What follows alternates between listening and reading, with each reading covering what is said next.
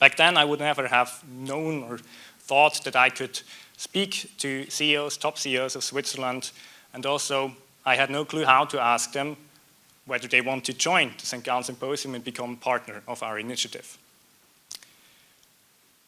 Then as well, I would never have thought that I could say once that I organized together with 30 brilliant minds a symposium which hosted speakers like Ong Yen Kung, like Jane Goodall, John Hennessy, or also Satya Nadella. Now, as it is also these different participants and groups of speakers which make the St. Gallen Symposium so special, I would also give you a quick insight to the other part, the participants. Now, I don't have to tell you what conferencing is about, but I tell you what the St. Gallen Symposium makes it different from others. And this starts with the journey of the organizing committee and ends with our partners.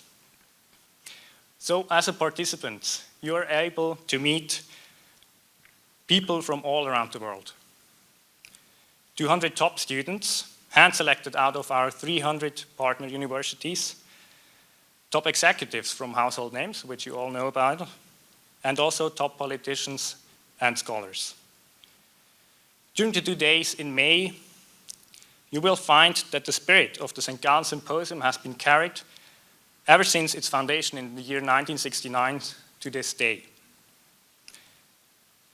In the year 1969, a lot of students took on to the streets in order to give a more insight about what they fear, what they want to have in the future, and also what kinds of ideas they have.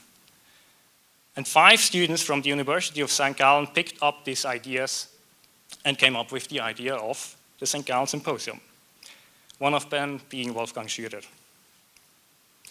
Since then, it is our goal to do just that. Bring together people from all around the world, not differentiating what their religion is, how tall they are, what they look like, you name it. We believe that only then one can truly draw a picture of which problems of today and tomorrow should be addressed more frequently. We believe that only then one can truly collaborate, form alliances, and also get to know the right people at the right time. Doing so not only in the formal setting of a conference, but also in an informal one, enables us to reach the level of commitment and passion of our participants needed in order to have an everlasting impact. This is what the St. Gallen Symposium is about. It's not only about hosting important people and speakers. It is about the spirit, the drive, and the big engagement from people like you, our students, also the 500 students which help us setting up the whole event, which are really important, and the collaboration between them. Tonight, we should have been joined also by our CEO of our foundation behind the St. Gallen Symposium, Beat Ulrich, which unfortunately cannot be here today with us. Nevertheless, Yannick Miller, our CFO, and Fabian Karst, who you already know by now, and I are here and really happy to connect with you guys once again. Or in other words, to strengthen the collaboration. And this year's topic, Collaborative Advantage, could not be more suitable for this purpose. Not only have we seen new kinds of collaborations, but we have seen a crumbling and finally disappearing of them as well, sometimes without even realizing it. The disruption brought to us in the past 2 years have forced us to find new ways of collaborations, being it on a business or personal level. We now find ourselves in a world where meetings and gatherings like these are extremely rare. And we've learned that we do not know to meet each other face to face for every X-course we have.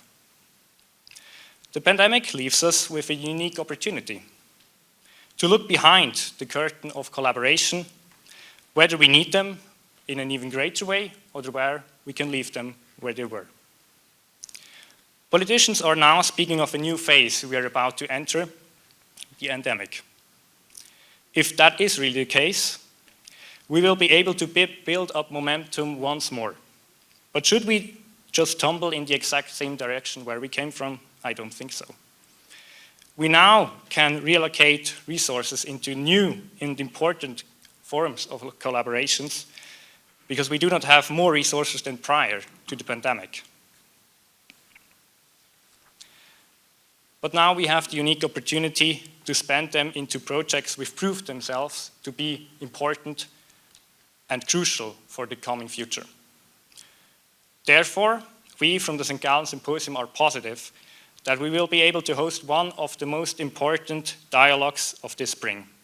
For in St. Gallen, we can prove that we have learned out of our faults and that we are encourageous enough to embrace change once again. But as we all know, pictures are far more telling than words, so let me show you our topic video for the upcoming 51st St. Gallen Symposium. I wish you all a beautiful evening and hopefully a really insightful one. And once again, thank you a lot for being here and taking part at the 6th St. Gallen Symposium Singapore Forum. Thank you.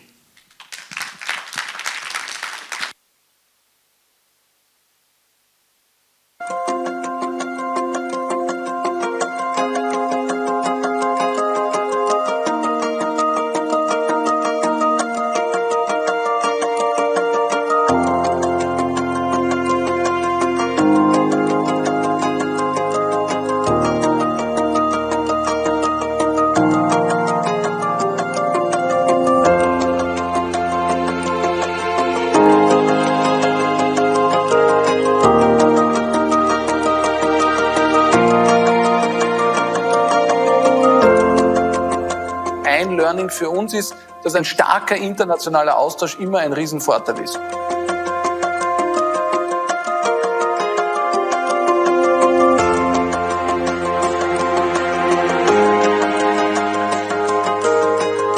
The environment is not a issue, but it's the foundation of life. And you know, the climate doesn't have a crisis, but humanity has a crisis.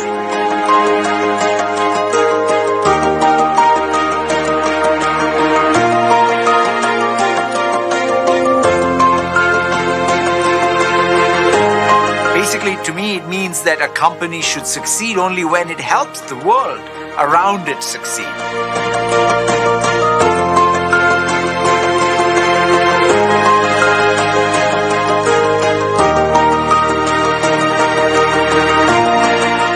We make some kind of impact on the planet every single day.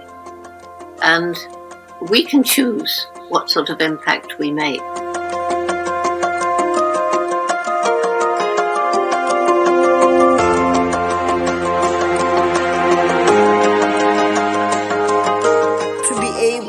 To give a chance to Mother Nature to regenerate itself. We've got to raise our level of ambition, starting with each one of us.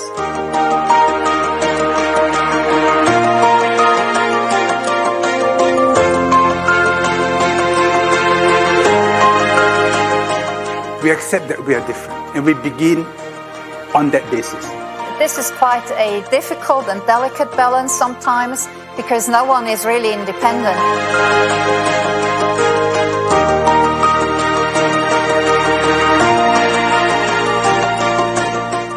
We really need to work with the companies together to make this transition, to be open, to let these young people with the crazy minds, with the different ideas and the different opinions and driven by the passion to come in and support to make the transition happen.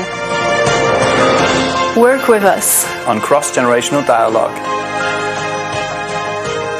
throughout the year and from the 5th to the 6th of May 2022 at the 51st St. Gallen Symposium.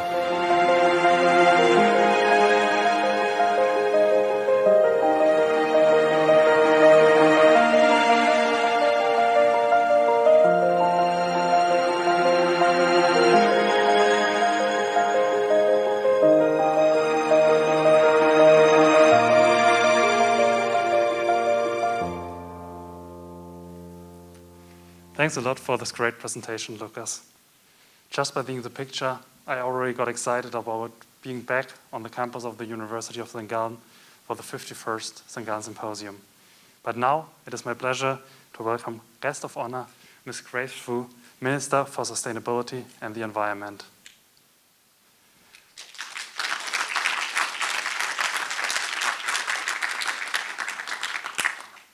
Furthermore, I welcome His Excellency Fabrice Filliez, Swiss Ambassador to Singapore, Mr. Yannick Miller, Head of Community and Partnerships, St. Gallen Symposium, Mr. James So, Executive Director, NYAA Council, and Mr. Alex Melchers, Special Advisor to the St. Gallen Symposium.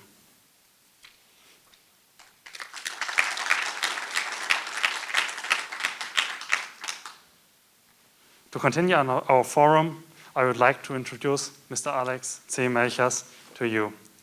This is a great pleasure for me, as Mr. Melchers is not only the Managing Director of C. Melchers GmbH & Co., but also our Special Advisor in Singapore.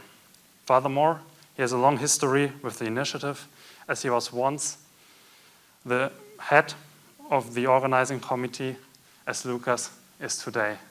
So, Alex, the stage is yours.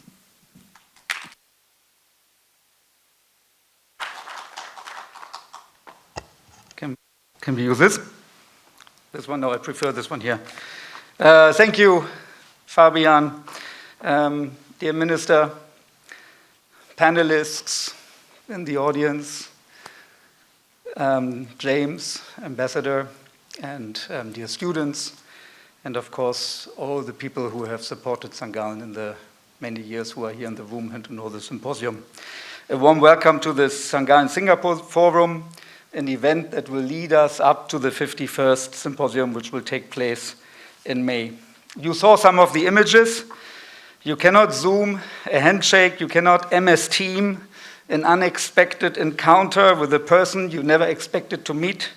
You cannot connect to a person on your video call over a glass of Swiss wine or maybe air-dried Swiss beef. You can actually not run into a minister or a student from Harvard in a video call, and you cannot engage in a dialogue maybe with a leader of tomorrow from Africa while sitting in your bedroom in Singapore. So physical encounters and dialogue, human interaction matters more than ever. And this is why we are here. This is why we are so positive, and this is why we want to encourage all of you to visit St. Gallen again. The foundation, the raison d'être, the spirit, the fun, and the purpose of the St. Gallen Management Symposium is to provide both a platform and also stimulus for cross-generational dialogue. Minister, we try to explain that to you right now in the elevator pitch, literally the elevator pitch. We call the younger generation our leaders of tomorrow, and I particularly welcome you, the younger generation, today here. The students organized this symposium since 51 years. And these students from St. Gallen opened also the last symposium, which is already 2 years ago in Switzerland. We had then a big event, virtual here in Singapore, with a simple statement: we need to talk. And that was a goosebump call. And I think we want to continue this and encourage everybody to talk. Today, more than 280 students from Singapore, alumni, many in senior positions, some of them already in parliament, were invited to join, qualified through essay contests, and to join the St. Gallen event in the last 20 years. And we have created an outstanding and actually ever-growing community of supporters over these 50 years, amongst them 7 current and former ministers here from Singapore, and also a former president. And of course, not to forget that only in May last year, 2021, when Europe was in a lockdown, we did have a physical event here in Singapore. We had the Singapore Hub, 50 people in the room. Today, we are 100, sitting far apart. At that time, it was actually 50, and we were able to actually sit around tables. But what was significant is that that was the only physical event. The rest was virtual on Zoom, and the international participants joining these video calls where you could see them raise their eyebrows when they heard applause, because you never hear applause from an audience in a Zoom or video conference, because there were really people in the room. And I thank EDB and STB for their support at that time. We had great presence, Minister Ikang at that time talking about transport, that was a hot topic. Also Alvin Tan talking about Singapore's connectivity and the future of the economy. So it was very significant. And we know that we need to have more dialogue than ever because the problems get bigger. Challenges like climate change, decoupling, finance systems at risk, inequality, but also the opportunities like digital transformation and new technologies, and also, of course, the question, after this pandemic, are we actually better off for the next pandemic? Have we learned something, or will we be in the world? So many questions which I think require all of us to talk about, younger and older, senior and junior, and that is what St. Gallen wants to achieve. Today's event will generate some food for thought and also connectivity towards the symposium's global conference, which we will have in May. Collaborative advantage, we'll look at it from a scientific, political, and societal, and also business perspective. We talked briefly about that with our global community and probably 100 and more speakers. And we are looking forward to welcoming again a strong delegation from Singapore so that we both honor what Singapore has achieved, but also demonstrate and showcase our vision from Singapore for the future, because I think there's a lot to talk about. In the last 20 years, Singapore has played a very important role. I mentioned that, and that would not have been possible with the support of NYC, my friend James, partner in crime. Good crime, we did a lot here, and thank you, dear, and Eileen, for all the support and that you have given to us to reach where we are today. And as a result of that also, as you have been told, we have Fabian here. Fabian is now a permanent representative. He is a student, he's a PhD student. He lives here in Singapore, he operates and represents the symposium in Singapore and in the region, and establishes here our hub. And we do that also in a very close and a very symbiotic relationship with the St. Gallen Institute for Management in Asia, the SGI, which is an institute of the University of St. Gallen. And this is chaired by Professor Dr. Greif Sieghold, who is also present here in the room over there. And the managing director is Professor Mortier. Somewhere he is also in the audience.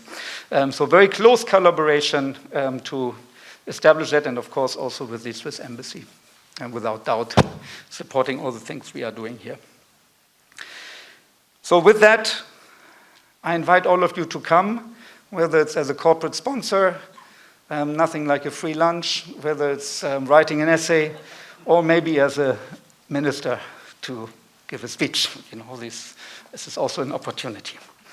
So with that, I wish you a great dialogue. I thank the panelists in advance, and I'm looking forward for your contribution, Minister.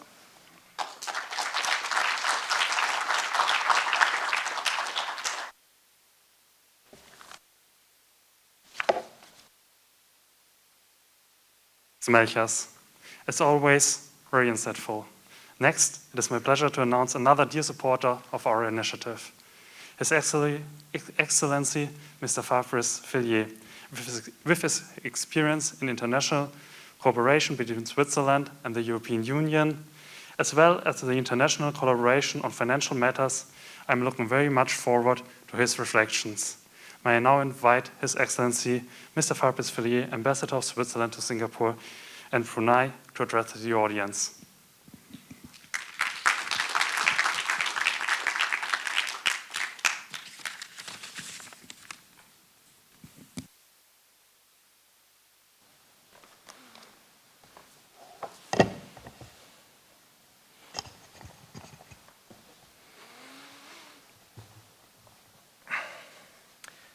Excellencies, dear Minister Grace Fu, distinguished guests, students and friends. A warm welcome to this 6th edition of the St. Gallen Symposium Singapore Forum. Thank you to James So, Executive Director of the National Youth Achievement Award Council, and to the students of the St. Gallen Symposium organizing team for making today's event possible. Thank you for offering me the privilege to share with you a few introductory remarks. Dear guests, I trust that you all had a nice start in the new year. However, this new year, I have to admit, already feels rather old. The pandemic is still dominating the headlines. Still, we must not forget the collective progress we have made since January 2020. Now, more than half the world population is fully vaccinated. A truly amazing accomplishment, possible only through intensive collaboration between science, business, politics, and society. Nevertheless, nobody would claim that this collaboration has always been running smoothly. Hence, the topic of this year's St. Gallen Symposium, Collaborative Advantage, could not be more timely. We all need to find more effective mechanisms to collaborate, because not only are today's problems serious and pressing, they also cut right across borders, subject fields, and generations in ways that we would have hardly imagined. Of course, when we talk about current challenges, we may all be thinking of the pandemic. However, it seems as if the pandemic, while a formidable challenge for sure, has somewhat taken the limelight away from developments that equally call for intense, collaborative, international collaboration. Let me give you 3 examples. First, who can forget the already strained global supply chain suddenly came to a dramatic halt after the even-given container vessel got stuck in the Suez Canal? A perfect encapsulation of the vulnerabilities of a global economy driven by the hunt for efficiency alone, which resulted in enormous boats dwarfing the canals they sail in. Second, last year, the UN 6th Assessment Report on Climate Change really brought to the spotlight just how far we have come in triggering cataclysmic changes to our planet. The time for small talk is definitely over.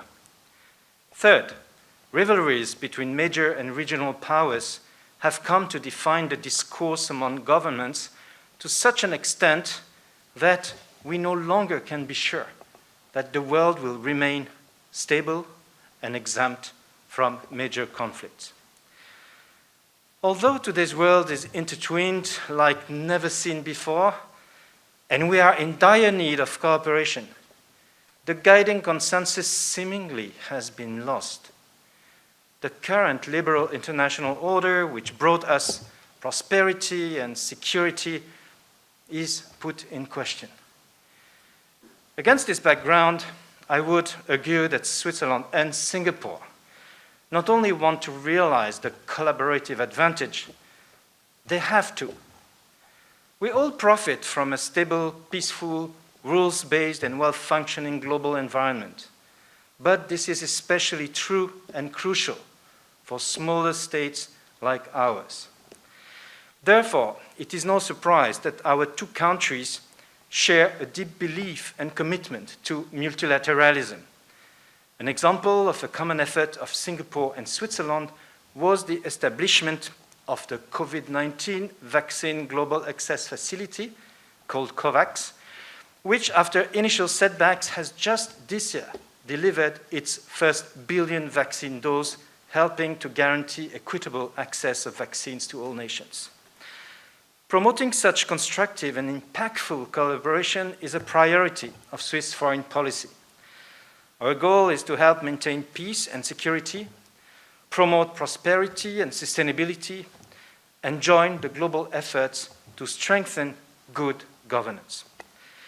Thus, this year, after having joined the United Nations just 20 years ago, Switzerland is a candidate for a non-permanent seat on the UN Security Council, under the motto, "A plus for peace."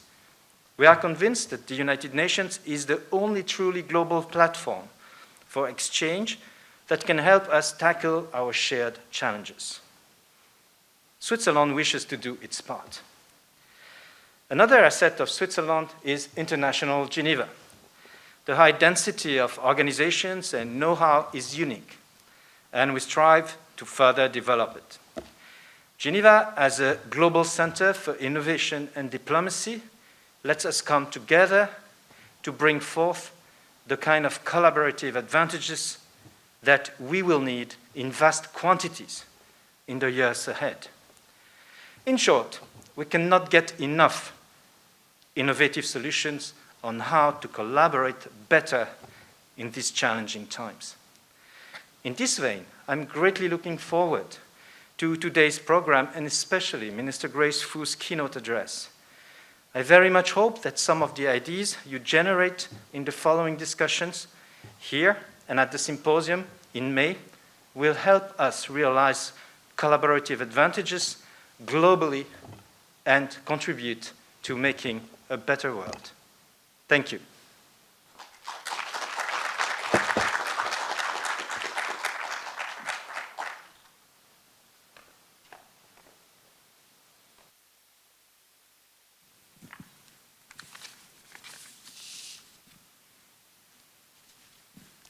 Thank you, His Excellency. It is now my pleasure to announce our guest of honor, Ms. Grace Fu, Minister for Sustainability and the Environment. After a bachelor and master at NUS, Ms. Fu first joined different private corporations. She held positions in the area of corporate planning, finance, marketing, and finally became the CEO of PSA South Asia and Japan. In June 2006, she was elected to the parliament for the first time and was in the following years appointed to positions in various ministries. In 2015 then, she became Minister of Culture, Community and Youth and Leader of the House. Just recently, in July 2020, she became her latest appointment as Minister of Sustainability and the Environment. With all of this expertise, I'm very much looking forward to hear her thoughts on the St. Gallen Symposium annual topic, Collaborative Advantage. Minister, welcome to the stage.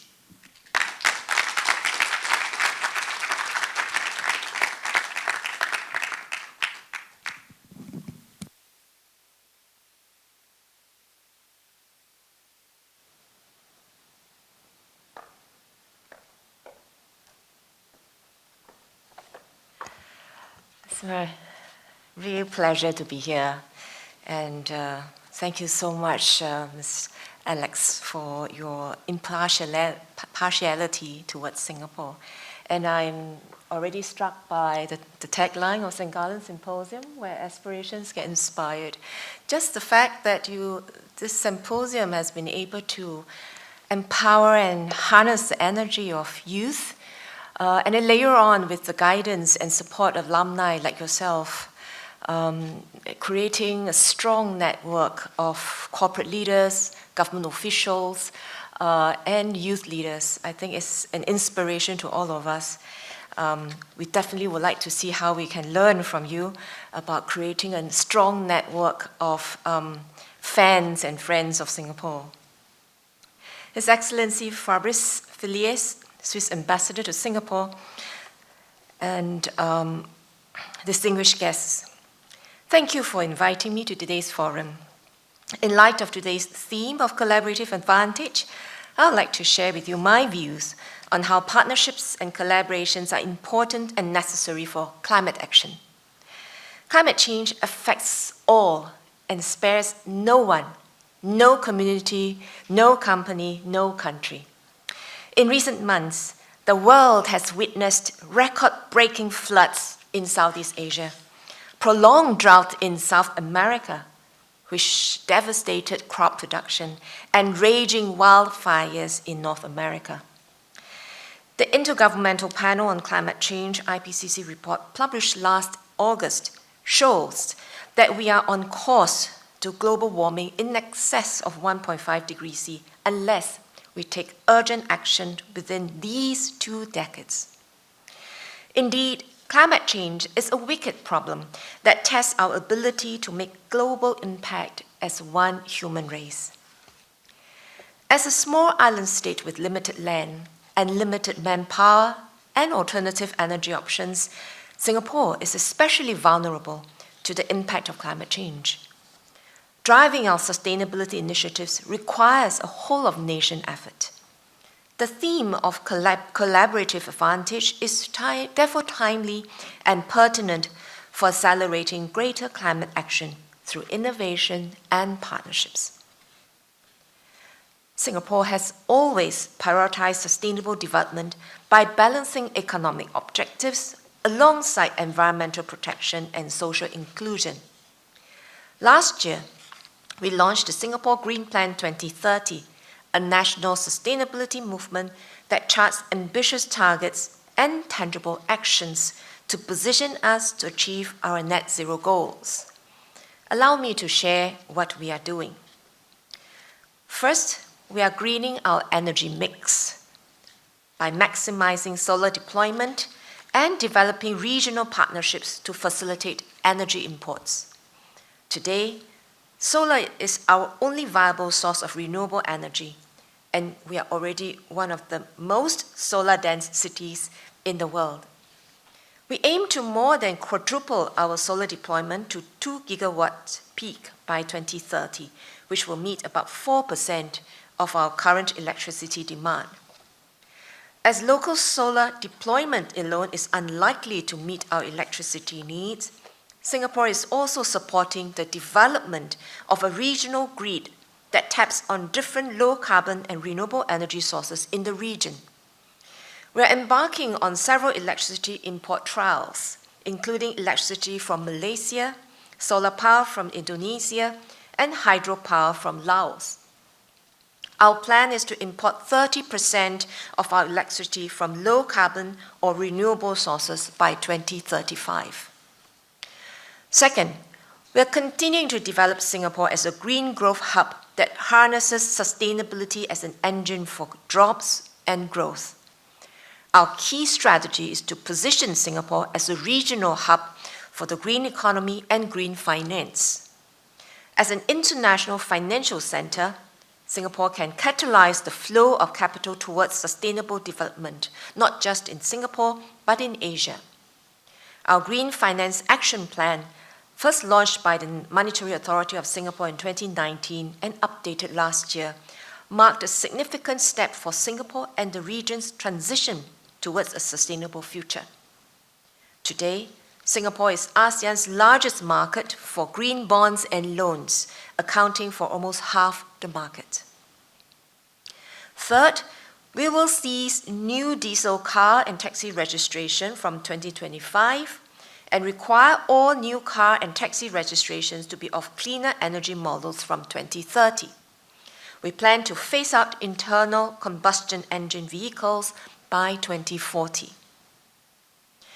We are improving the energy efficiency of our buildings, which account for over 20% of our emissions. The public sector will lead the way on this. We are targeting our new and existing public sector buildings to achieve the Green Mark Platinum Super Low Energy, which is Singapore's best-in-class standard. And finally, to reduce waste, we are promoting reduce, reuse, and recycle as a norm for citizens and businesses. The Extended Producer Responsibility EPR scheme for e-waste was implemented last July and will be expanded to cover packaging waste by 2025. We have also started public and industry consultations on reducing disposable carrier bags at supermarkets. These are just some of the many strategies contained in the Green Plan. Our efforts are underpinned by two key pillars: adoption of new technologies and innovation, and working closely with partners and stakeholders. For instance, Singapore's Tuas Nexus is the world's first integrated waste and water treatment plant to be planned and built from the ground up. This was made possible by close interagency coordination between the NEA and PUB, our National Water Agency. They worked closely with Nanyang Technological University, NTU, to study the idea of co-digesting food waste and used water sludge in Singapore. A trial of the co-digestion technology was conducted over 2 years. It showed that co-digestion of food waste and used water sludge can increase the biogas production by up to 40% compared to treating them separately. This allows us to achieve significant carbon and land savings while maximizing energy and resource recovery. Plans are now underway to implement a full-scale co-digestion facility at Tuas Nexus. Another example, on solar energy in Landscale Singapore.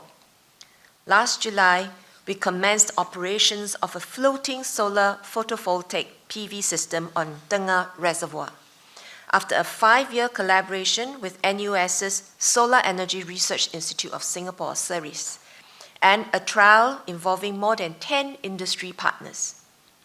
This is one of the world's largest inland floating solar PV systems. We have 4 other such projects underway to help meet our Green Plan target of quadrupling solar capacity to 1.5 gigawatt peak by 2025. Besides local partnerships, we're supporting and catalyzing collaborations internationally. Singapore works in various international fora to strengthen consensus among countries on climate action. Last November, at the 26th UN FCCC conference in Glasgow, Singapore and Norway co-facilitated ministerial negotiations on Article 6 of the Paris Agreement and helped to finalize the rulebook on carbon markets. With this outstanding issue finally resolved, we hope that global partners will be able to unlock the potential of international carbon trading and advance climate action. We are also supporting the World Bank and the International Emissions Trading Association, IETA, on a consultation process to enhance the transparency of international carbon trading and facilitate the international acceptance of carbon credits. Singapore also supports initiatives such as the UN Development Programme, UNDP, and the UN Environment Programme, UNEP, ASEAN, and the C40 to share experiences and knowledge on climate change and sustainable development. We provide training to fellow developing countries to build capabilities and capacities. Over 132,000 officials from more than 180 countries have participated in the Singapore Cooperation Programme in areas such as sustainable development, urban planning, water and transport management. Collaborations brings positive outcomes for the environment. As a small open economy, Singapore depends on international partnerships to make strides towards our net zero aspiration. A credible carbon markets and regional power grids are examples mentioned earlier. Just as climate change is a challenge that surpasses borders, so too must climate solutions. Businesses play an important role in our sustainability efforts. We will support our companies to be among the best in class globally in circularity, energy and carbon efficiency. For example, the Energy Efficiency National Partnership Programme, EENP, by the EDB, NEA, and Energy Market Authority, EMA, fosters a learning network for companies to share energy efficiency best practices with each other. We put in place incentives to help companies make better sustainable business decisions, such as the Resource Efficiency Grant for Energy, administered by EDB and NEA. We introduced a carbon tax to incentivize emissions reduction across all sectors and support the transition to a low-carbon energy. Earlier this month, I shared in Parliament on the importance of the carbon tax in our climate mitigation efforts. The carbon tax, like a coin, has 2 sides. One side is to put an explicit cost on producers of CO2 for its environment impact. And the other is to help companies to decarbonize through incentives that the carbon tax will fund. So we are taking from emissions, emitters, and we're giving it for reduction in emissions. To help companies transit, they can tap incentives and grants by investing in production processes and equipment that will, for example, increase energy efficiency or to capture carbon. The government is reviewing the carbon tax level, and the Ministry of Finance will announce the outcome at Budget 2022 in a few weeks' time. In the longer term, we are pursuing enablers to decarbonize at scale. We are partnering the industry and the R&D community to explore to explore emerging low-carbon technologies such as carbon capture, utilization, and storage. Singapore can play an important role to pilot and drive advances in these solutions. For example, Shell signed a $4.6 million research agreement with the NUS with support from EDB and the National Research Foundation, NRF, to jointly develop novel processes to convert CO2 into cleaner fuels and useful chemicals. To build a climate-resilient society, our people have an important role in shaping our low-carbon future. They have expertise and insights in multiple domains and can exert a rallying influence on their communities, businesses, and families. Every individual has the potential to be an advocate and can catalyze a mindset and behavioral shift towards a greener Singapore. In recent years, we have ramped up initiatives to consult and co-create environmental solutions with citizens. My ministry has convened several citizens' work groups in areas such as increasing support for local farm produce, recycling right, and reducing excessive consumption of disposables. As a result of the recommendations put forward by these work groups, we have piloted solutions such as transparent recycling bins and are consulting stakeholders on a disposable carrier bag charge. To spur ground-up action, we support members of the community to drive their own sustainability initiatives through the $50 million SG Eco Fund. Thus far, 79 individuals and community groups have been awarded nearly $4 million in funding to implement initiatives, which include workshops on composting food waste and an urban farming living lab. As of December 2021, the Green Plan ministries have engaged more than 25,000 stakeholders, including corporates, youths, non-governmental organizations, and the community through initiatives such as the Green Plan Conversations and the 1 Million Tree Movement. Through the Green Plan, we will continue to explore new private-public collaborations to advance a whole-of-nation effort towards climate action. In conclusion, the COVID-19 pandemic has underscored the stark reality of a global crisis and the lessons that we are all in it together. When it comes to the existential challenge of climate change, the need for collective action and collaboration is clear. We must work together, amplify each other's strength, and build on each other's capabilities. I urge us all to seek opportunities for exchange, partnership, understanding, consensus building, and cooperation, so as to achieve our shared goals of a sustainable green future for the world. Thank you very much.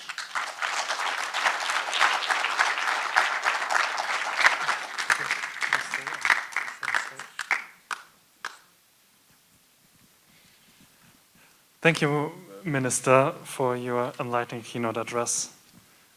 I think it was very insightful to see how Singapore is tackling the transformation to a more sustainable future and what levers you plan to pull to achieve these goals. Hearing about the measures you plan to implement, I'm convinced that Singapore can be a driving force towards sustainability in the region. May I now invite Mr. James Sow, Executive Director of the National Youth Achievement Award Council and organizing chairman of the 6th Gallen Symposium Singapore Forum, to the stage to hand over a token of appreciation.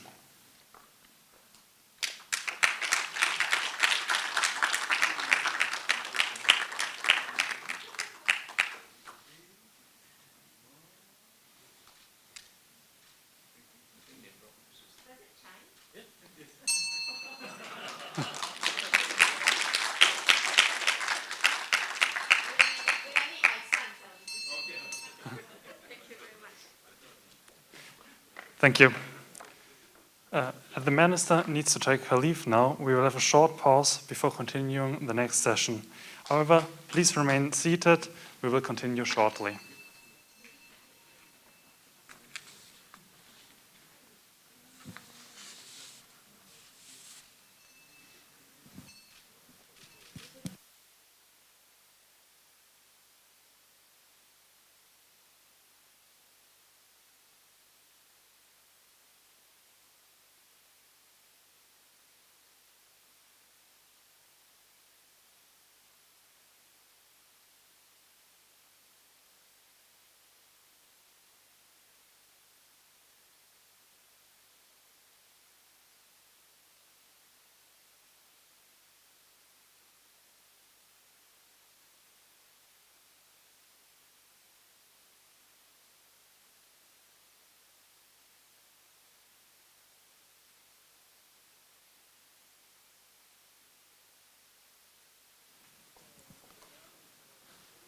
Great.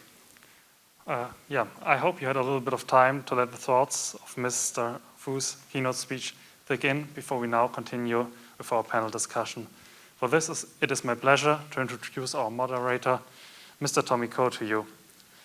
With his essay on the coordination of capital growth and autonomous governance, he's one of the very few persons who attended the Gallen Symposium twice as the leader of tomorrow. Moreover, in addition to his day job as an assistant director of the ASEAN division at the Ministry of Trade and Industry, he's also the head of the Gallen Symposium Leaders of Tomorrow chapter in Singapore. And having proven to be able to foster meaningful discussion and insights, he's the perfect moderator for today. Therefore, please welcome him as well as our esteemed panelists to come on stage for the panel discussion.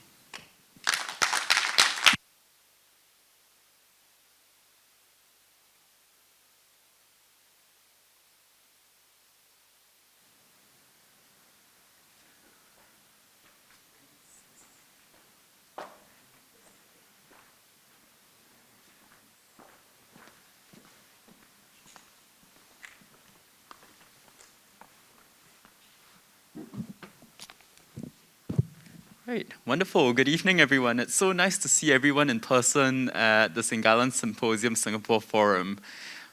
For some of you, it might be your first in-person event this year, and given all the disruptions of COVID, unfortunately, yes, it's about to end, but we're still living in it. It's really nice that we're able to gather in person because the human connection, as I think many of the speakers before me have shared, is really so important. The Gallen Symposium is a great place where you can just bump into many other inspiring people, and we really can't do that online. So as Fabian mentioned, my name is Tommy Koh, not the veteran diplomat of the same name. And another benefit of meeting in person and not hiding behind a screen is that it's immediately evident. And it's my pleasure really to be your host and chair of this evening's dialogue session. We have assembled a panel of 3 esteemed leaders, really pioneers in their own field, here in Singapore, and they really need no introduction.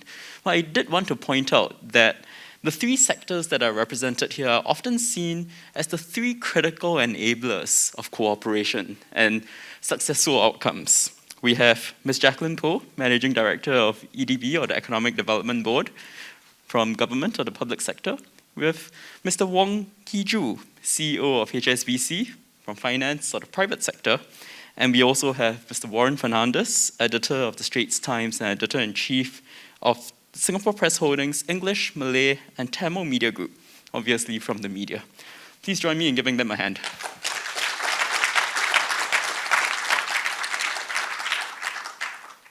So as we start this evening's panel, we heard earlier from Minister as well as from our esteemed speakers about the importance of collaboration, especially on sustainability. And this is something that we'll definitely talk about. But before we get to that, I wanted to acknowledge the context for collaboration today and how it's very different from what we've had in the past. Since the pandemic started, we're still grappling really with very different circumstances. All these cute little yellow flags on the chairs prevent us from sitting next to each other, even if we're in the same room. And I know many of you looking forward to the public holiday next week might be frustrated or at least find it difficult to plan ahead as to how many houses you can visit to eat your Chinese New Year goodies. So while there's no real return to business or life as usual, there's a new normal, perhaps a never normal, or an abnormal. So in the vein of the symposium's theme this year, a collaborative advantage, I wanted to open the panel by getting each of our panelists' thoughts, each of your thoughts, on what collaboration looks like today. Many things have changed because of the pandemic, but we also now have new tools and new approaches to collaboration. As we enter the 3rd year of COVID-19, how can we collaborate today that we could not have before? And if you wanted to take it further, how might we collaborate in a different way moving forward that we cannot today? Perhaps you can start with Jacqueline, followed by Kee Joo, then Warren. Thank you very much, Tommy, and thank you all very much for coming on an evening and the weekday for this symposium. It's been very exciting for me to be part of the Gallen Symposium, including a stint at the Swiss event when I first met Tommy. Perhaps I'd like to start my remarks with a reference to what Minister had actually shared, which is about sustainability. And what I want to speak about is something that she might not have been able to say when she talked about collaboration, including in areas like sustainability. In the big problems of the world going forward, you need to have collaboration between government and business. You need to have collaboration between business and business. And you have to have collaboration between governments and governments. To solve a problem like climate action, there's a lot of things that government is currently doing to help business. There is work that we're doing in Singapore, for example, on biofuels with players such as Arkema, with players such as Neste. There's a lot that we're doing on renewables with players such as solar R&D manufacturers like REC, for example. And there's a lot that we're doing with banks and other professional services firms on carbon services to support nature-based solutions, carbon credits markets, and so on. What I'm often asked is, are there businesses that we would not collaborate with? And are there businesses that other businesses should not collaborate with? One of the key examples are fossil fuel players. There are many people, including young people, who believe that there are a class of companies that maybe do not play a part in the solution. And I would argue that that might be missing a large part of the answer. It's precisely some of the companies, such as Shell, such as Exxon, who have been deep into the space of energy production, who might be best placed to find a solution to issues such as carbon capture and storage and utilization, who might be best placed to be looking at energy efficiency, might be best placed to be looking at hydrogen and other biofuels. Not having them as part of the solution would be doing a great disservice to the amount of ground that we need to cover. And in that light, a lot of work is being done on things like the Jurong Island Innovation Challenge. We've got 10 different challenges out in Jurong Island to make it a sustainable Jurong Island.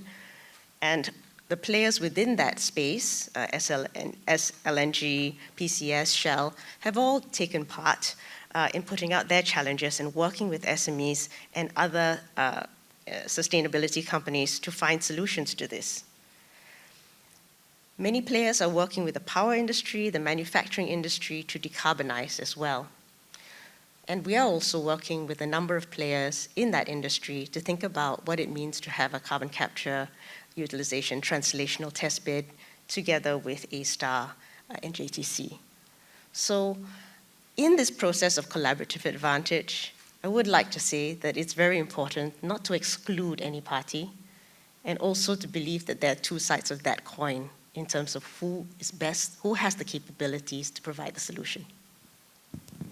Thanks very much, Jacqueline. I think that's fascinating in terms of how the problems that we face today are so urgent that we need to make sure that we don't exclude anybody and everyone should be included in this conversation. How about Kee Joo, moving to you in terms of how we collaborate today and what we might do differently or what we might not have been able to do in the past? Okay, Tommy, thanks for the question. I think that's a very interesting question that you've asked, and I think, Jacqueline, I'll only comment to her point a bit later. But I was just thinking about your original question about how we have managed to collaborate nowadays versus the past, what we're doing, and what the future holds, right, from a collaboration perspective. So I think clearly the speech that was given by Minister Grace Fu earlier really alluded to the fact that a lot of the issues that we face today cannot be addressed alone. And in every crisis, there will be an opportunity. So one of the points in which, when you look at the word crisis in Chinese, right, it's actually made out of two words. It's called wei and then ti. Wei is really danger, and then ti is opportunity. So there are always two sides to the coin, as Jacqueline was saying, right? And in order for us to then achieve and capture that opportunity, the drive towards collaboration becomes increasingly important. So with the pandemic, what we've seen really is the acceleration of how collaboration has been driven very much by technology, And when we talked about Zoom and Microsoft Teams and the rest, I think that's something that has now become really common to us. But 3 years ago, if you were to talk about these names, probably no one would have understood what these names mean. But really, because of the crisis, as accelerated as a catalyst, the opportunity for us to leverage technology to really drive greater levels of collaboration as a channel, right? But at the same time, too, what we're also seeing is the drive and adoption of new technologies that collect all the data, right, and give us better ability to make decisions that really give us then, I think, an added lens in terms of driving that sort of dialogue, right, that gives us the right levels of discourse and brings us to right levels of conclusion. When we talk about climate, we talk about sustainability. A lot of this is about science, right? You can't go in without science, and when you talk about science, you need data, you need the ability to analyze the data. So I think a lot of these new technologies that have come about have given us the ability to collaborate in a much better manner. So I think that's one point. So that's more of the hardware, right? But I think the software side is also one that I've been thinking about a lot. It's about how we have all changed our mindsets in terms of collaboration, where we have, realized that, the way that we operate today has to evolve and change from what we have done 3 years ago. So for example, when you talk about 3 years ago, you talk about hybrid working, people will be saying, oh, that person's just slacking, right? He's working from home, he's not doing anything. But today, the mindset has all changed, right? It's evolved to one where it's become more acceptable, right? The other piece, that drives me in terms of the thought process around software. It's really around the ability for people to want to work together to co-create solutions. It used to be a world where, for example, in the banking sector, we looked at fintechs, and everyone was indicating that the fintechs wanted to eat the bank's lunch. And then there's a realization as banks and fintechs moved along to say that it's not you against me, but it's one where we need to work together to develop solutions.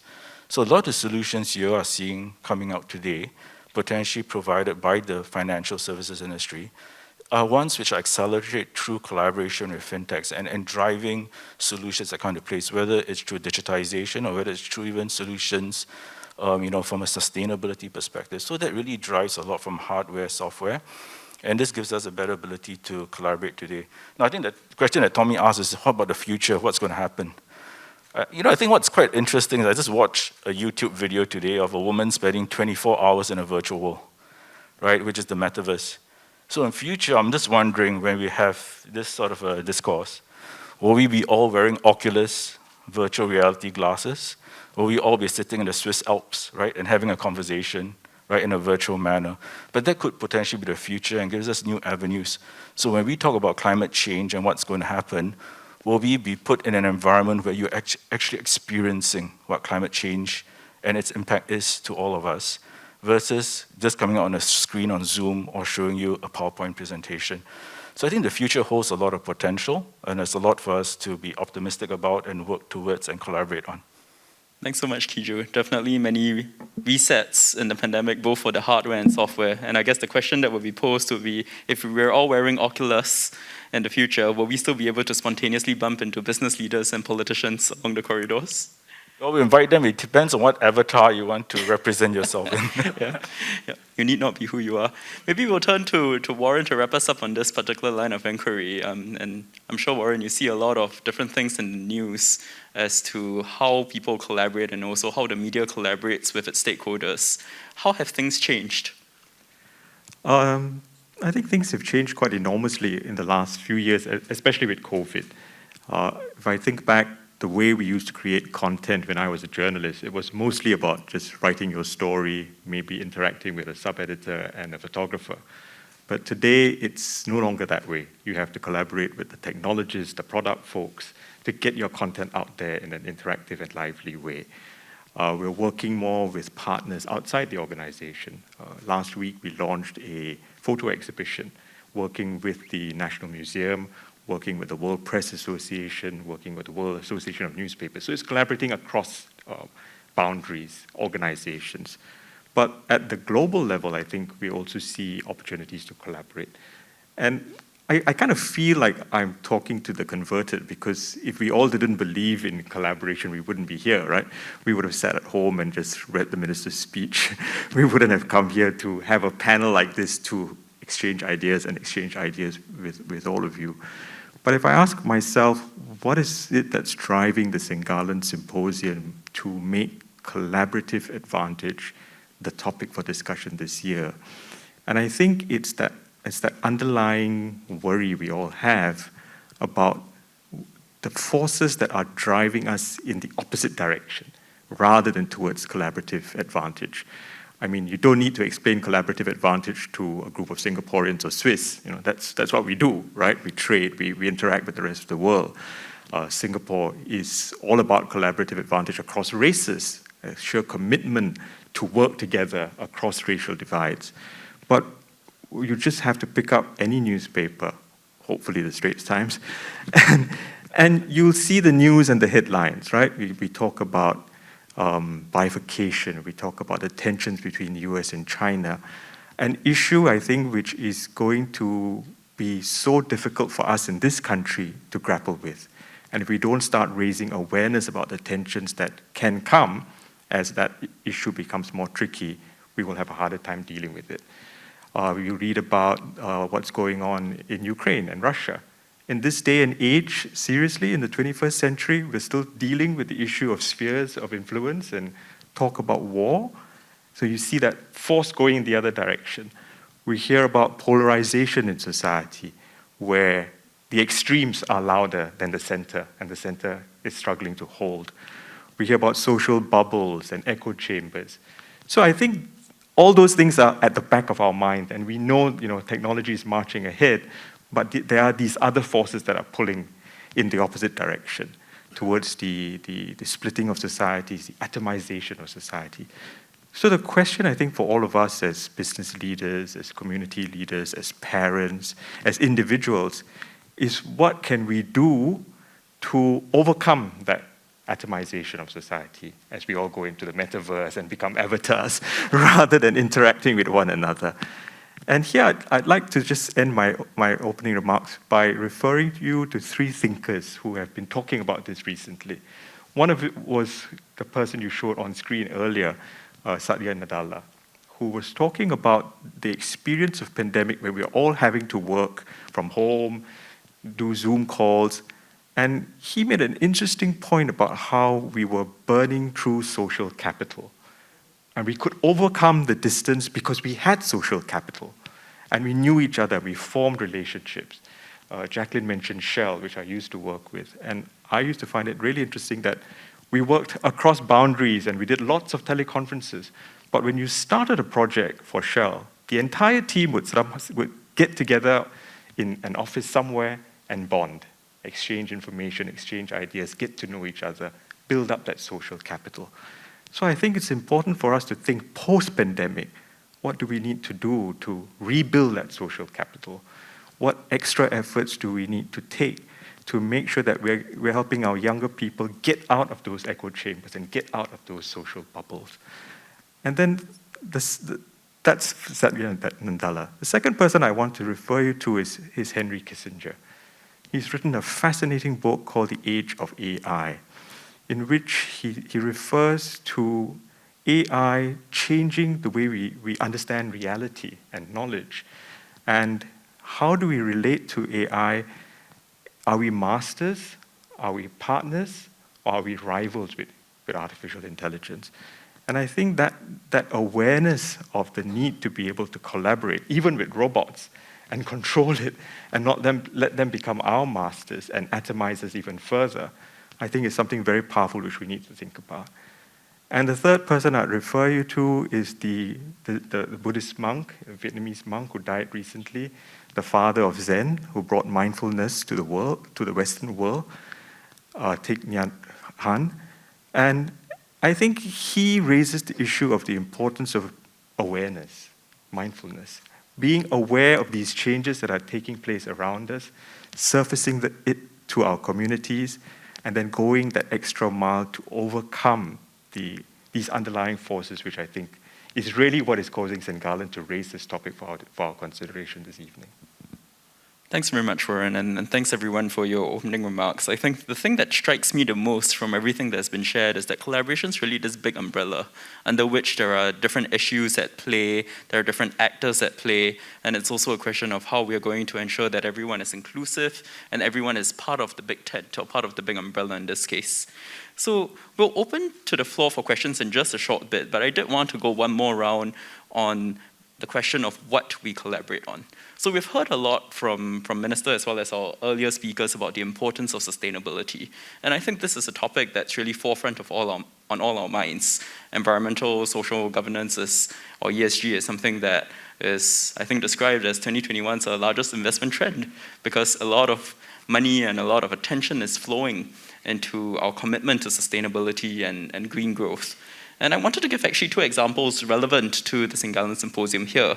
The first of which is through the National Youth Achievement Award Council, which with the support of HSBC has initiated a project to get ITE students to work in partnership with SMEs in Singapore to develop solutions to lower their carbon footprint. So this is really a grassroots or ground-up initiative, and I believe there's a coffee table book in each of our bags, which I would definitely urge everyone to open and read per use, and leave it on your coffee tables to offer some reflection as to the ideas that come up organically through the grassroots, through our youth.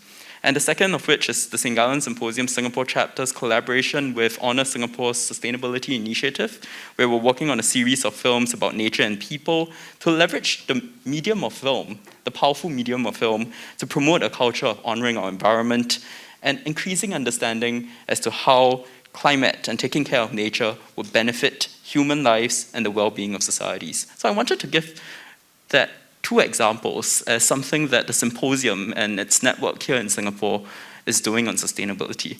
But having said that, I wanted to pivot this conversation in a different direction and ask our panelists today, are there any trade-offs that stem from our focus on sustainability? If we focus on sustainability as the future, or as the green economy as the future economy, are we inadvertently neglecting other things or other important aspects that we should also collaborate on? And if so, what might those aspects be?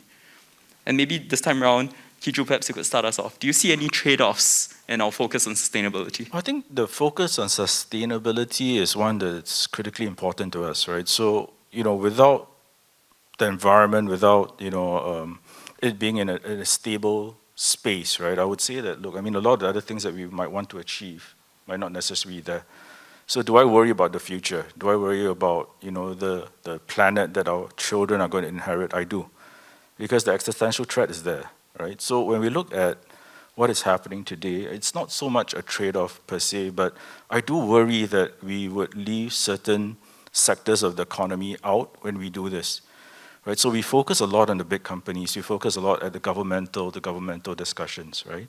But at the end of the day, it becomes not just a whole of government issue, and it's not just whole of government plus certain sectors of the economy issue, right? It goes all the way down even to the lowest denomination, which is consumers like you and me, plus also SMEs, right? So for example, in Singapore, one of the reasons like we were working with NYAA to ensure that SMEs also participate in the dialogue and participate in the discussion is the concern that, look, a lot of them understand the need to work on sustainable solutions, but a lot of them are left behind because they're just trying to stay afloat. With COVID today, a lot of their businesses are hard hit, right? So they don't necessarily have the capital, the access to information to be able to run sustainable solutions, right? To be able to support themselves. So I think it's an area, where banks, the wider societies, larger companies, we all have a role to play, right, to help the SMEs in Singapore, right, with ideas. And the idea that we had generated with IT students is one where we wanted the students to also be part of the dialogue, to be also part of the discussion, so that they could collaborate with the SMEs to really develop solutions that were applicable to the SMEs and to give them value.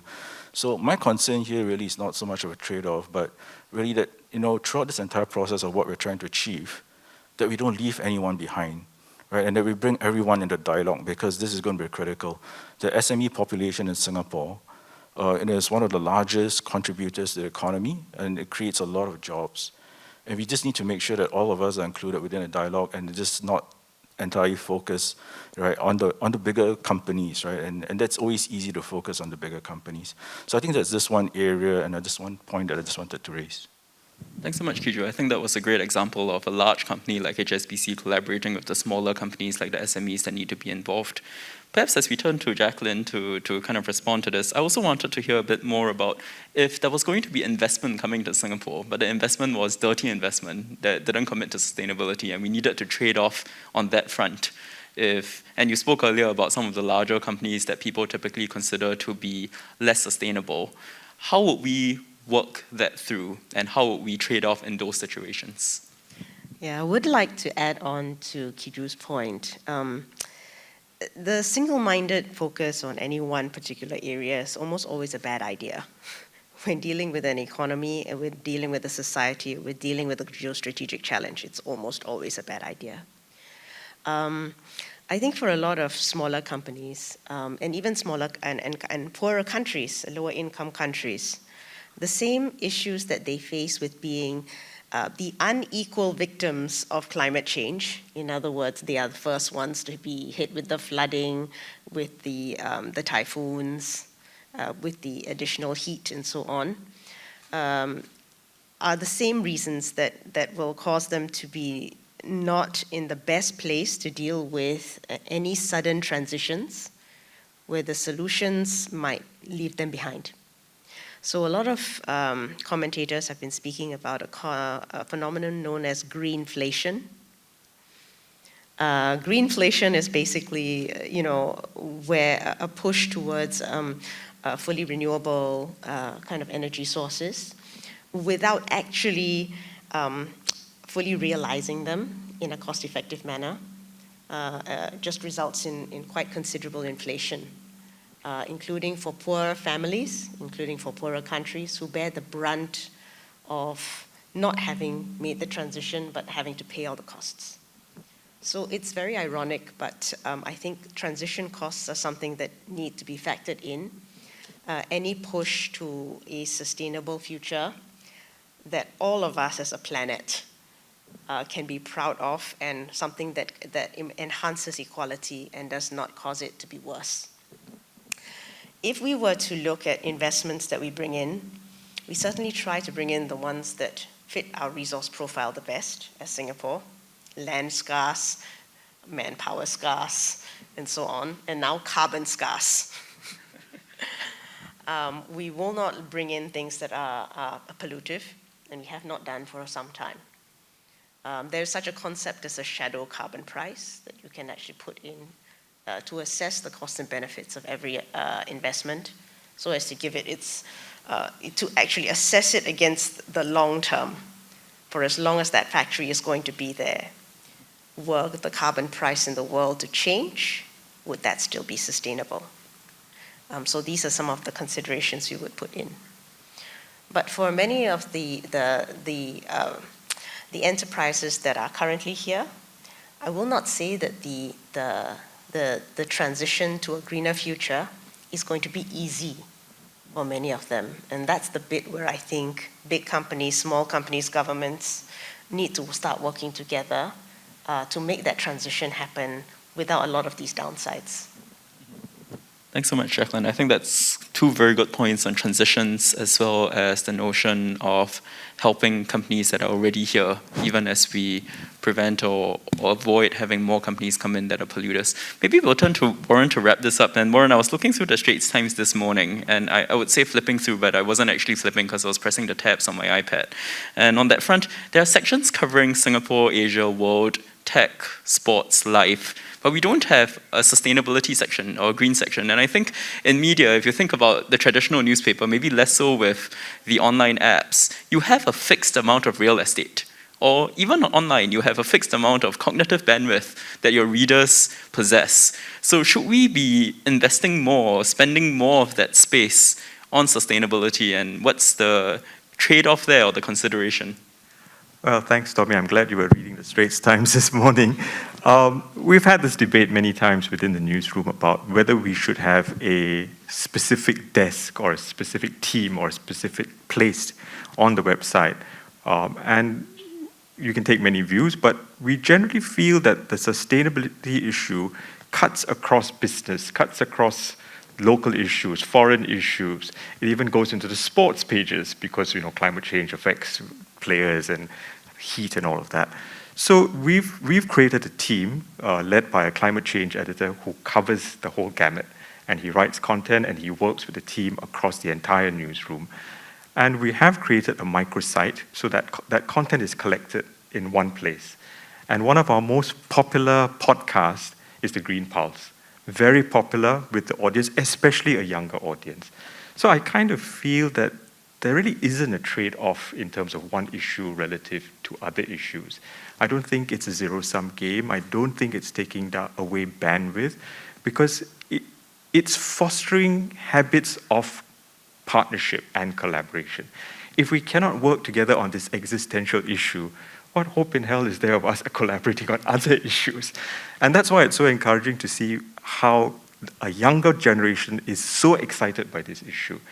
One of our most talented young journalists, Audrey Tan, helms the climate change coverage, and she's just passionate about it, driving it herself with the team. So I think that there's a lot of scope for collaboration, and this issue, I think, helps show the way of how we should be doing it on many, many other issues. That's wonderful. Thanks very much, Warren. So good to see that the Straits Times has a cross-cutting desk that looks at sustainability across these different sectors.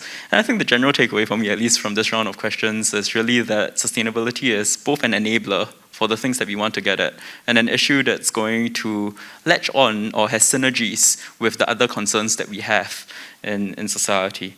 So I think I've spoken enough, and I wanted to give the audience also an opportunity to chime in on this conversation and this discussion. So we have 2 microphones here in the aisles, and I wanted to invite anyone in the audience, especially our young audience members, I believe, in the room today, to ask any questions you might have related to the theme of collaborative advantage or related to some of the conversations that have happened here. And I see someone has already stepped up, but before we begin, I think just 2 quick points, if you don't mind.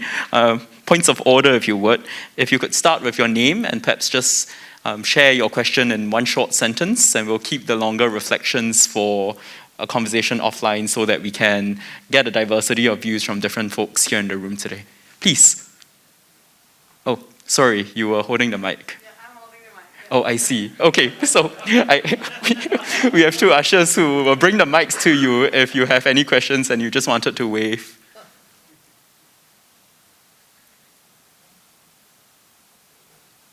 Right. Please, gentlemen. Good evening. Victor Mills, Singapore International Chamber of Commerce. Very nice to see you all. You've spoken about the advantages of collaboration, collaborative advantage. What ways have you and your teams found to be the best to enable it, to enable collaboration? Thank you. Thanks, Victor. Maybe we'll take a pause and see if there's anyone else who would like to ask a question before we take Victor's question. We'll give it about 5 seconds. Nope. So, someone at the back, if you don't mind bringing him a microphone, and someone also over here. So let's take both questions at the same time. I think there was a gentleman at the back in the green shirt. Yes, please. Hi, good evening. My name is Cassandra. I am an environmental studies undergraduate here at the National University of Singapore. And my question would be that climate action, or well, the lack thereof, I would say, many people think that it is a collective action problem. I would like to pose the question to you guys as leaders in your own industry on how do you think you can overcome this problem to enable climate action? Thank you. Thanks so much. So collective action, maybe Kee Joo and Jacqueline can take that later on, but we have 1 more question at the back first, so let's take that first. Like this, all right. Good evening, everyone. I'm Matthew, a year 3 undergraduate from the Faculty of Arts and Social Sciences. My question here is this, that when we talk about collaborative advantage, the framing is that it appears like everybody's an equal. But in reality, some tend to be front runners or trailblazers in their field. And of course, they bring some advantage. My question here is, how do we balance such delicate relationships when we are collaborating, when we know that some of the stakeholders and partners are more established, whereas some are still a little bit behind? How do we balance that relationship? Thanks very much, Matthew. So I think similar to what Kee Joo said about large enterprises and small enterprises, maybe we can go in backwards order, and we'll take Matthew's question first about balancing the relationship. And perhaps on this, if we could get both Kee Joo and Warren to chime in, and I think Warren, specifically from the media perspective, there are key facilitative and enabling elements of the media that could speak to this balance, or to correct the balance, if you would, in some situations. So perhaps you could start us off, then Kee Joo could come in also on the notion of big and small companies. They're quite disparate questions, but let me try to bring them together. I think it's about finding ways to celebrate that collaboration. Where you see it working, you amplify, you promote, you celebrate it. So if I give you a real-life example from our newsroom, we try to encourage collaboration across desks. So it's not the Singapore desk working in a silo, but linking up issues with the foreign desk. And we try to link up the print folks with the multimedia folks and do projects together. And when we do it, we know it resonates with the audience. We promote it, we celebrate it. And I think as a leader, you have that opportunity to amplify and incentivize by showing what you value and then promoting it. And I think the message then soon gets around. And the same goes with other organizations, I think. It's the power of amplification, the power of celebrating. The other aspect of the question from the gentleman at the back on how do you balance the trade-off, if you like, because there will be some who will win more and some who will win not so much. And I think that goes back to the basic principle of human collaboration. We're never going to win equally, but if I can understand, put myself in your shoes and understand what is it you really need or you really want from this outcome, and then try to have that trade-off.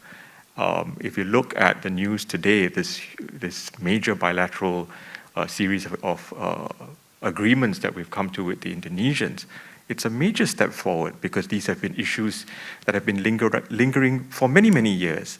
And it took that kind of understanding. What do the Indonesians need? What do we need? And then we won't win equally on all of them, but if overall we come out better, I think that's a better outcome. So I think really understand what your counterpart needs and then try to find a win-win solution. I think that's the best way forward. Thanks, Warren. Just to supplement to what Warren was saying, I think from my perspective and what we've been working on in the finance industry is really been focused on driving the power of purpose. Right? So I think we all have an understanding of the existential threat that's hitting all of us, and there is a purpose and an outcome they're all working towards. It doesn't matter whether you're big or you're small, right? Everyone would have a part to play. So I can give you an example where today I sit as the chair of the Green Finance Industry Task Force in Singapore. They're big banks, they're small banks, right?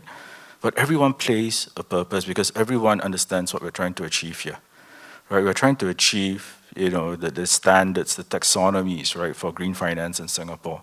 We're trying to establish standards which the industry and all companies can then use. So I think we have a common purpose, and that drives then the level of collaboration, and that drives the level of different parties coming in and contributing their strengths. You're not looking for a company's size in terms of their weakness, right? But you're looking at the areas of expertise. So with that purpose, it's easy then to draw in and be, inclusive, right? Of those that can provide the level of thought, the level of foresight, level of expertise, right? And what we try to do then is to draw and bring out the best in every individual, right? That can contribute and that wants to contribute, right? To be able to achieve that purpose. So the example I always speak about is very much like a chef, right? You have many ingredients to help you create a dish. A chef never goes in with the idea that they want to bring the worst out of the ingredient, right? You go in and you create a dish and you want to make the best out of every ingredient, but in the right balance. So I think at the same point in time, so you drive collaborations, really, if you can drive that purpose and bring out the best in every individual party's level of contribution, I think the outcome, right, for that you're trying to achieve then becomes so much more powerful, right? And it delivers a lot. I think the other point also, when I look at companies big and small, it's really driving also that level of understanding to them for the purpose of what they're trying to achieve and how a big company will have to work with their entire supply chain, right? When you talk about sustainability. So how can you bring the big companies and their supply chain, which are the smaller companies together. Because at the end of the day, the entire sustainability discussion is not just focused on the big organization itself, but bringing in all the different parties, right, within the supply chain. Because, you know, as you look at the new SGX rules that are coming out in Singapore, scope 1, scope 2, scope 3, right, you're going to have to look at your entire flow and how that contributes, right, from a sustainability perspective. So I think that there are different areas, but with the power of purpose and the power of, you know, it gives us a much better ability than just to draw out, right, you know, the true strength, right, of the team, irrespective of what role they're playing. It's just like a soccer team too, right? Everyone has a part to play. I'd just like to add to that, because I completely concur with the need to actually rely on both big and small, particularly within the business space, to be able to create ecosystems. I think that the notion in the past that you could be such a big company that you didn't need anyone else, and that if you did work with a small company, you would be in a far superior position. And in some sense, you might even be taking advantage of the other company. I think those days are gone. Partly because, you know, the average, I think there was a report that the sort of average lifespan of a Fortune 500 company has really shrunk considerably for like 50 years, about 12 years now. There are a lot of very small companies that are growing extremely fast. So the partner that you're working with is not necessarily in a less advantaged situation than you. He could be the next Zoom. You know, he could be the next TikTok. He could be, you know, the next fintech that really has a major part of the solution and grow very much faster than you, even though you might be the senior partner of the business relationship. So in many of the ecosystems that we build, it is really quite collaborative. For example, in semiconductors, you want some of the bigger players to ensure that their supply ecosystem is fully there for them, including their equipment manufacturing ecosystem, the testing ecosystem. The testing player is not necessarily less important than the wafer fab. The equipment player is actually very critical. And now we have equipment manufacturers in Singapore that are reaching out to SMEs who are not even in the semiconductor space and teaching them how to be part of their supply chain. So now we have SMEs who are in, say, healthcare, who are now part of the semiconductor supply chain, together with the semiconductor equipment manufacturer, supporting what technically is the big guy in the room, which is the big fab. So each of these play a critical role. And I always remember speaking to the Semiconductor Association, and they told me, and they said, what is the bottleneck? And they said, air condition maintenance. For a sector as high tech as this, for a, you know, as high value as, especially with the chip shortage that is today, to say, hey, you know, the part of the ecosystem that would have really made us strong is specialty, highly skilled aircon maintenance. Is a testament to how much collaboration needs to take place within an entire industry and ecosystem to make the entire whole more competitive than another country and another cluster. Thanks so much for those responses. I think just being conscious of time, because I'm getting hand signals that our time's about to run out, I would like to just maybe combine the two other questions that we have and ask a closing question to all three of our panelists.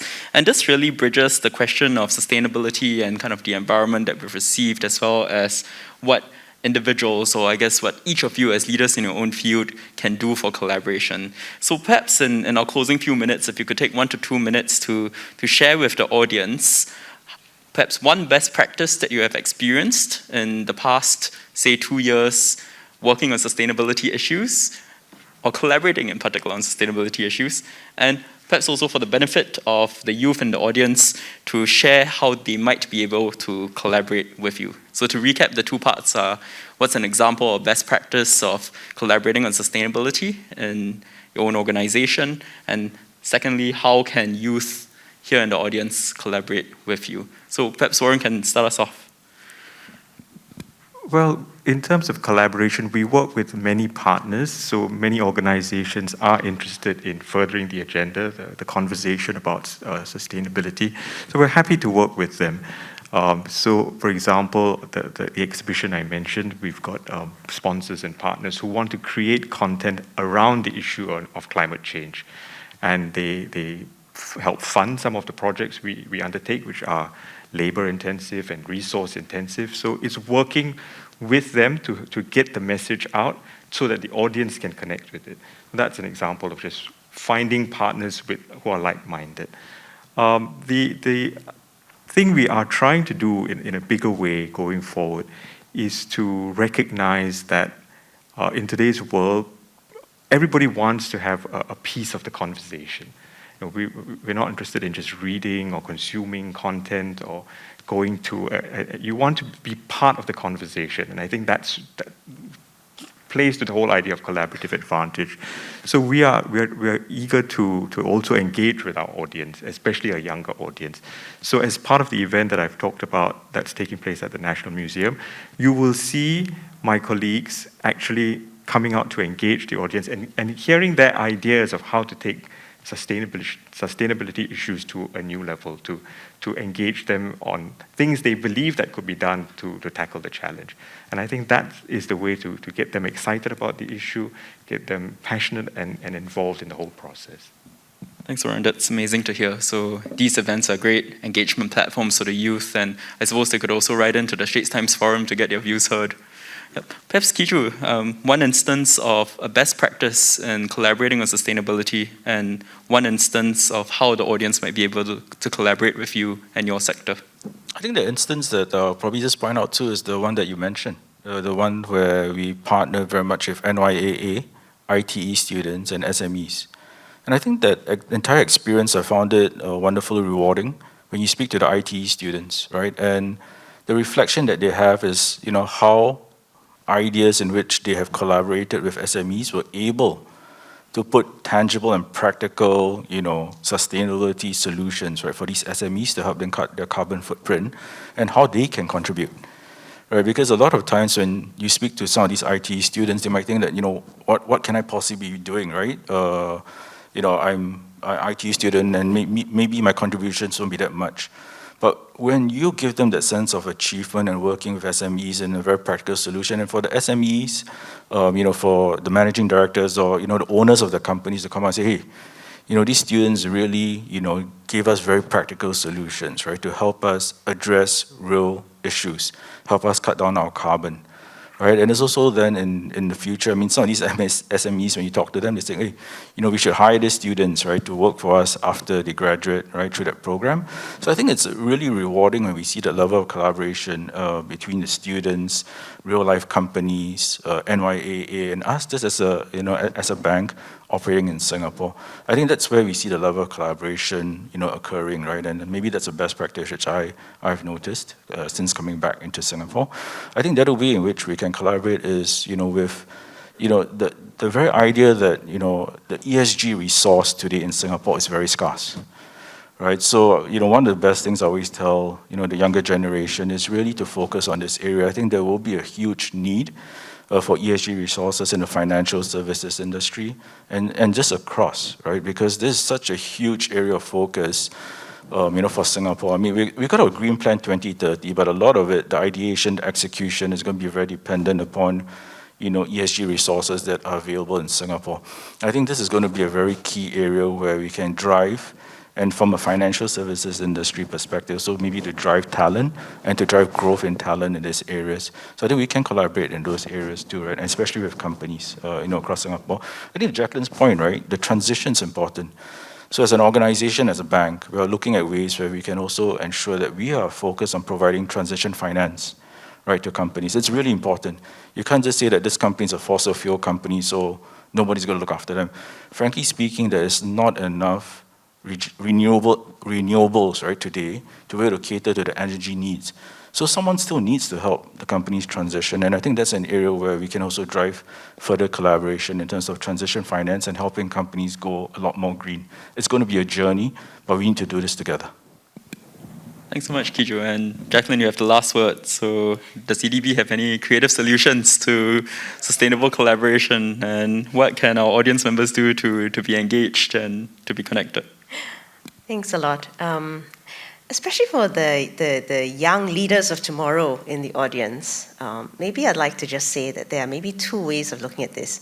Collaboration is based on trust. So there are two solutions one for situations where there is no trust, and one for situations where there's an awful lot of trust. So if you happen to be in a society that has a huge amount of trust, and the centralization is clear, please join one of our Singapore Together Alliances for Action, particularly on issues. They are on a whole range of issues, and we do engage young people in all of them. They range from mental health to sustainability in Singapore. There are many alliances for action under Singapore Together that aim to engage citizens and residents in Singapore to solve our problems together. That's in a high trust society. For low trust situations, there's Web 3.0. And I know that there are actually quite a lot of young people who are actively involved in blockchain technology, in the distributed ledger, and in a lot more decentralized trust mechanisms. And I would like to say that there's something about blockchain and something about decentralized trust that has a place in the answer for the future. I'm not quite sure what it is yet, but the notion of provenance, even for the circular economy or for nature-based carbon credits and so on, I think that there is something to be said about even vaccine certificates. There is something to be said about working in an area to bring trust to a low-trust situation through Web 3.0 solutions, largely on the blockchain. Thanks so much, Jacqueline. I think that was a really nice way to sum it up in terms of high trust and low trust situations and what everyone can do in order to secure that collaboration in ways that they are comfortable with and in ways that they have the assurance that other partners in this ecosystem that we are creating will be able to carry their own weight. So we're out of time this evening, but the conversation and the collaboration doesn't end here. In fact, I would like to hope that it's only just begun and that some of the ideas and insights from the panel this evening will be something that you can carry with you out of the room to either inspire you to think a bit differently or to act a bit differently. And with that, please join me again in thanking all our panelists.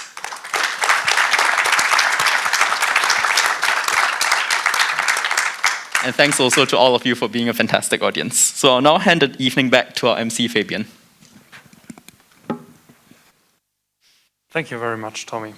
So, yeah, I have the pleasure to maybe wrap it up a little bit, and thanks a lot for this really inspiring sessions and your thoughts about collaboration across different industries and sectors. And I think we learned that collaboration is important in each of these sectors. And I think there was one point which I was impressed most by, and this is for successful collaboration, especially when we look at the sustainable transformation, we need to foster an inclusive collaboration where we include big players and small players, because only in this way we will be able to build an ecosystem and finally transform our society in a forward-thinking way. With this being said, it's now my pleasure to welcome Mr. James Soh to the stage to hand over a little token of appreciation to all of the panelists, as well as for the moderator for this enlightening session. So Mr. Soh will now present the token of appreciation to Mr. Warren Fernandez.